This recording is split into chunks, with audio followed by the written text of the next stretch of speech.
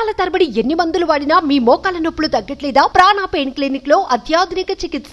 కరీంనగర్ జిల్లా చొప్పదండి ఎమ్మెల్యే మేడిపల్లి సత్యం సతీమణి రూపాదేవి ఇటీవల అనారోగ్య కారణాలతో ఆత్మహత్య చేసుకుని బలవన్మరణానికి పాల్పడిన సంగతి తెలిసిందే.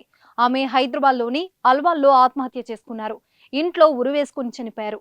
భార్యను కోల్పోయిన ఎమ్మెల్యే మేడిపల్లిని రాజకీయాలకు అతీతంగా పలువురు రాజకీయ నేతలు పరామర్శిస్తున్నారు. ఇంటికెళ్లి ధైర్యం చెప్తున్నారు. ఆదివారం కేంద్ర హోంశాఖ సహాయ మంత్రి బండి సంజయ్ కూడా మేడిపల్లిని నివాసానికి వెళ్లి పరామర్శించారు. సత్యం భార్య చిత్రపటం వద్ద శ్రద్ధాంజలి ఘటించారు.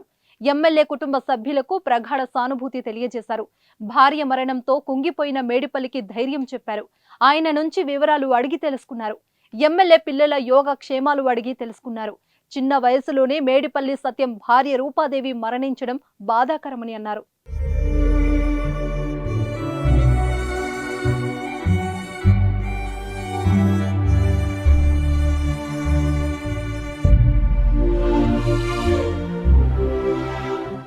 సుమన్ టీవీలో మీ పర్సనల్ అండ్ బిజినెస్ ప్రమోషన్స్ కోసం కింది నెంబర్కి కాంటాక్ట్ చేయండి.